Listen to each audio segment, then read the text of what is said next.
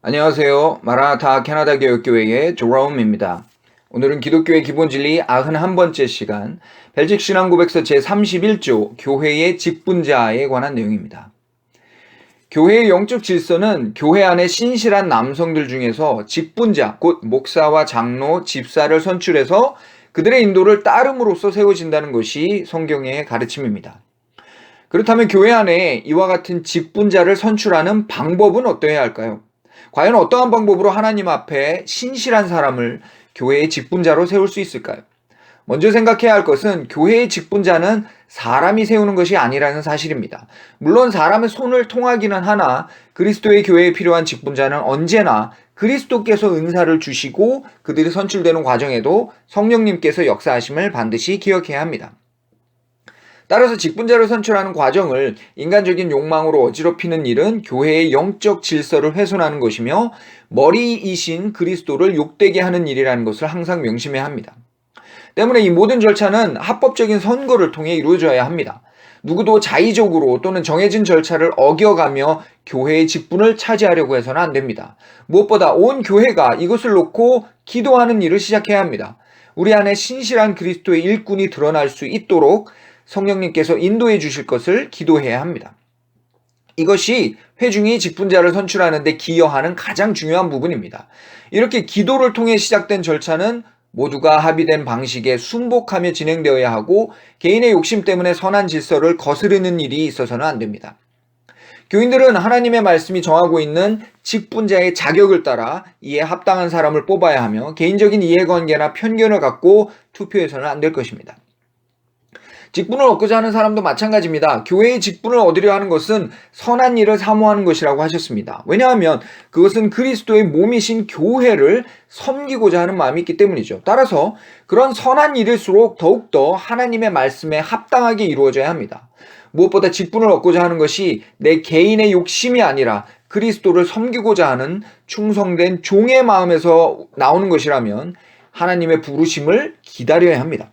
정직하지 못한 방법이나 악한 꾀로 직분을 얻으려는 시도를 해서는 안 됩니다. 그것은 그 자체로 이미 하나님께서 주시는 선한 의도에서 나오는 것이 아님을 증명하는 것입니다.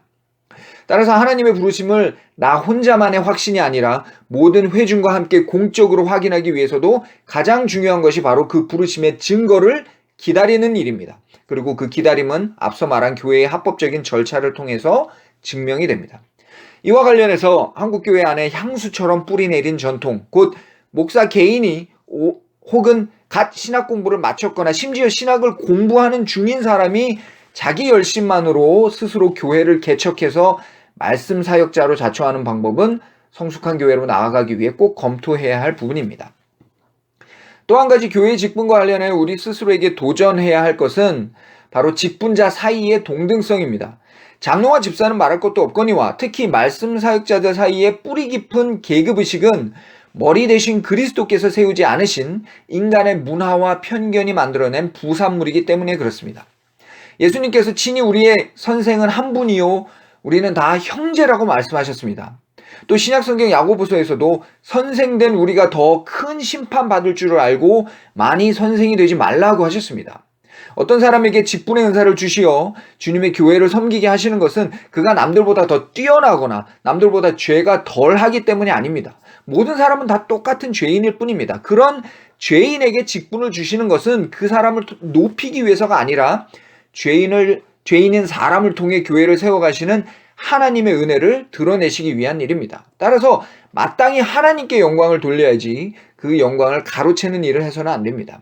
이와 관련해서도 한국교회만이 갖고 있는 담임 목사와 부목사의 이 계급 관계는 반드시 돌아볼 필요가 있습니다. 마지막으로 그럼에도 성경은 교회를 다스리는 직분인 목사와 장로의 일을 특별히 존경하라고 가르쳐 주십니다. 그 이유는 다시 한번 그들이 더 뛰어나거나 흠이 없어서가 아닙니다. 오직 하나님께서 교회를 다스리시는 방법이 그 직분을 통해서이기 때문입니다. 따라서 교인이 사적인 감정이나 편견을 갖고 목사나 장로를 싫어하거나 그들에게 순종치 않는다면 그것은 그저 개인적인 문제가 아니라 그들을 세우신, 그 직분자들을 세우신 하나님께 대한 태도이기 때문에 그렇습니다. 여기서 종교개혁자 루터가 말한 만인제사장설을 거론하는 것은 적합하지 않습니다. 그것은 교회의 직분에 관한 내용이 아니라 하나님 앞에 죄인의 구원에 대한 내용입니다. 따라서 이 이론을 들어 교회 안에서 직분자와 일반 교인 사이에 아무런 차이가 없다고 말하는 것은 성경에 대한 무지의 결과입니다. 그리스도의 몸이신 교회를 다스려가는 직분자들을 그리스도를 보듯 더욱 존경하고 순종하라는 것이 주님의 분명한 가르침입니다. 감사합니다.